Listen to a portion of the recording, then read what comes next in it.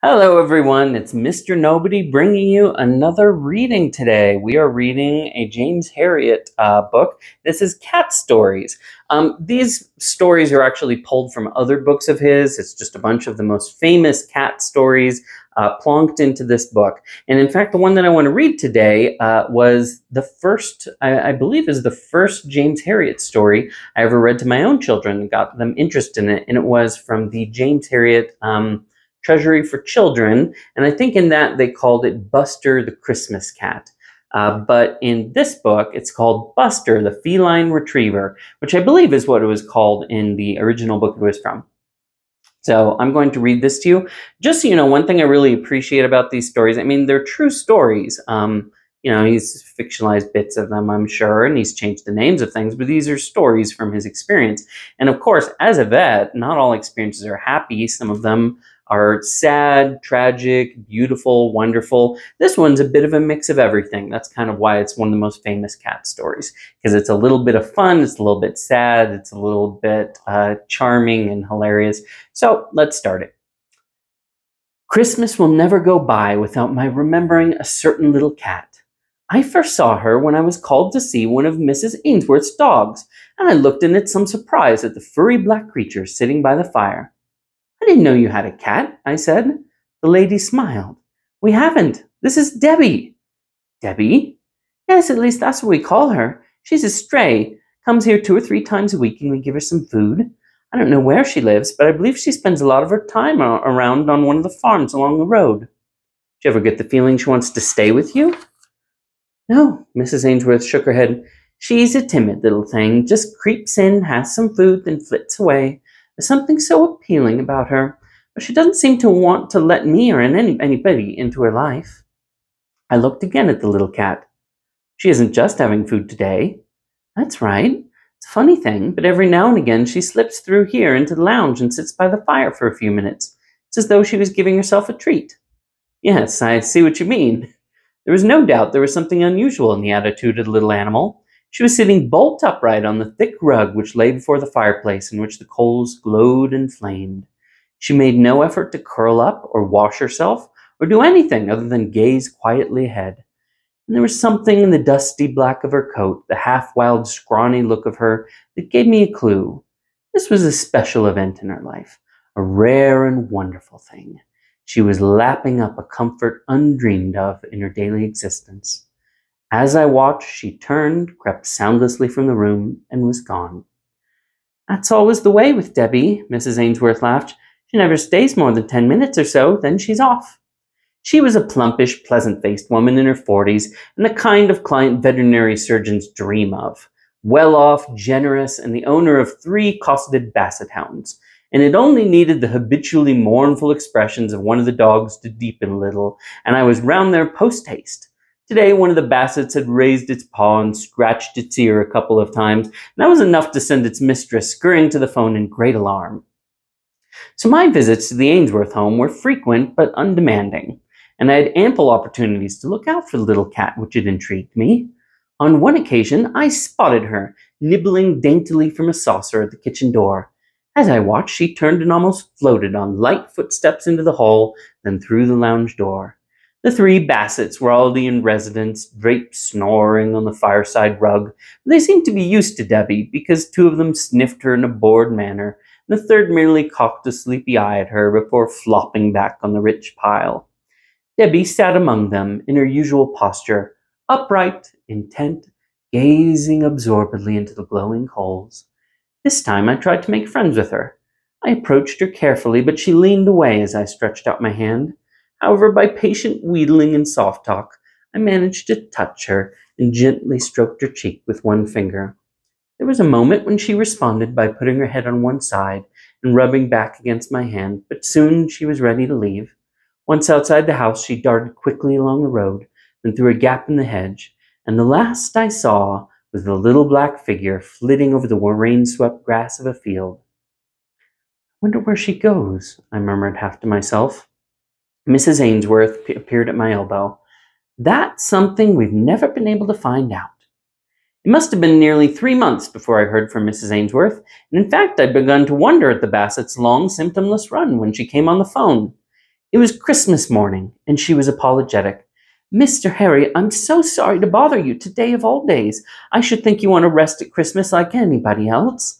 But her natural politeness could not hide the distress in her voice. Please don't worry about that, I said. Which one is it this time? It's not one of the dogs. It's Debbie. Debbie? She's at your house now. Yes, but there's something wrong. Please come quickly. Driving through the marketplace, I thought again that Darby on Christmas Day was like Dickens come to life. The empty square with the snow thick on the cobbles and hanging from the eaves of the fretted lines of the roofs, the shops closed and the colored lights of the Christmas trees winking at the windows of clustering houses, warmly inviting against the cold white bulk of the fells behind. Mrs. Ainsworth's home was lavishly decorated with tinsel and holly. Rows of drinks stood on the sideboard, and the rich aroma of turkey and sage and onion stuffing wafted from the kitchen. But her eyes were full of pain as she led me through to the lounge. Debbie was there all right, but this time everything was different. She wasn't sitting upright in her usual position. She was stretched quite motionless on her side, and huddled close to her lay a tiny black kitten. I looked down in bewilderment. What's happened here? It's the strangest thing, Mrs. Ainsworth replied. I hadn't seen her for several weeks, and then she came in about 2 hours ago, sort of staggered into the kitchen, and she was carrying the kitten in her mouth. She took it through to the lounge and laid it on the rug, and at first I was amused, but I could see all was not well because she sat as she usually does, but for a long time, over an hour. Then she lay down like this, and she hasn't moved. I knelt on the rug and passed my hand over Debbie's neck and ribs. She was thinner than ever, her fur dirty and mud-caked. She did not resist as I gently opened her mouth.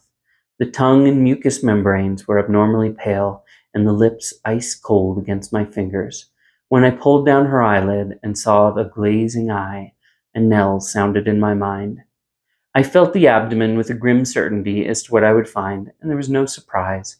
Only a dull sadness as my fingers closed around a hard, solid mass. Terminal and hopeless. I put my stethoscope on her heart and listened to the increasingly faint, rapid beat. Then I straightened up and sat on the rug, looking sightlessly into the fireplace, feeling the warmth of the flames on my face. Mrs. Ainsworth's voice seemed to come from afar. Is she ill, Mr. Herriot? I hesitated. Yes, I'm afraid so. She has a malignant growth. I stood up. There's absolutely nothing I can do. I'm sorry. Oh. Her hand went to her mouth, and she looked at me wide-eyed.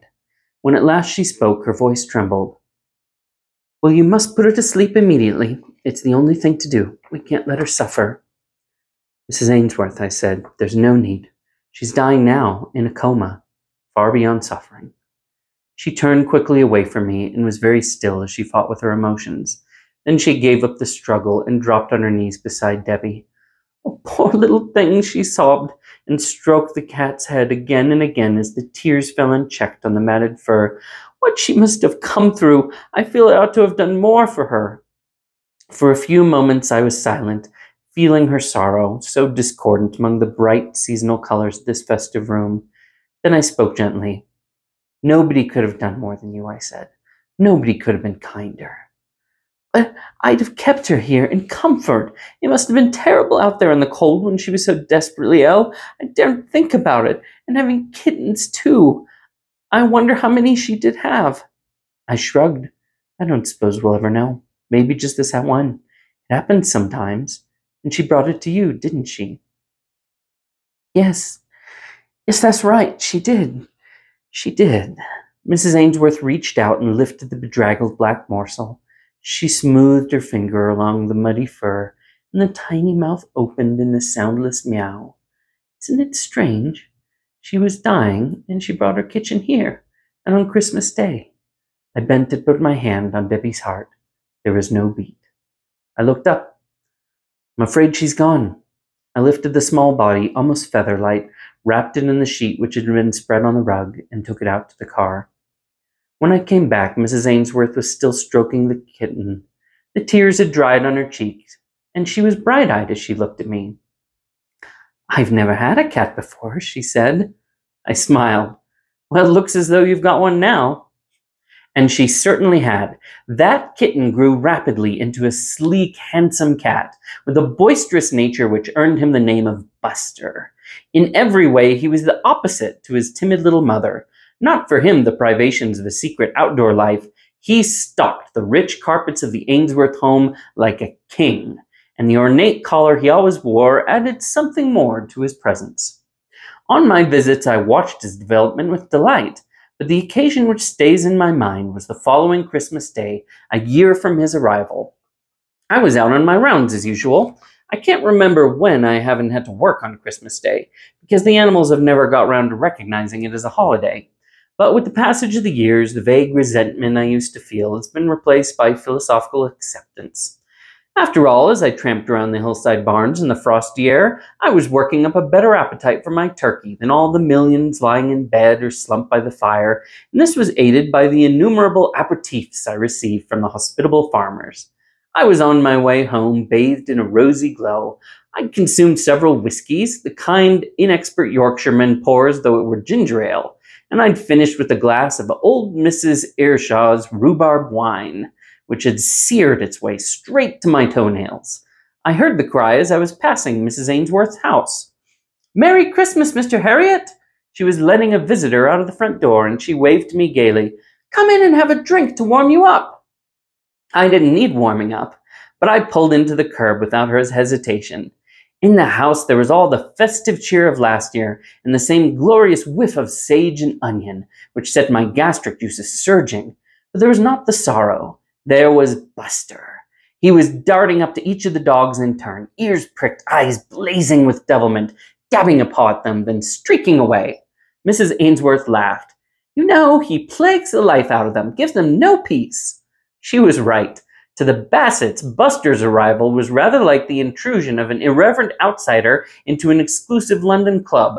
For a long time they had led a life of measured grace, regular sedate walks with their mistress, superb food in ample quantities, and long snoring sessions on the rug and armchairs. Their days followed one upon another in unruffled calm. And then came Buster. He was dancing up to the youngest dog again, sideways this time, head on one side, goading him. When he started boxing with both paws, it was too much, even for the Basset. He dropped his dignity and rolled over with the cat in a brief wrestling match. "I want to show you something." Mrs. Ainsworth lifted a hard rubber ball from the sideboard, and we went out into the garden, followed by Buster.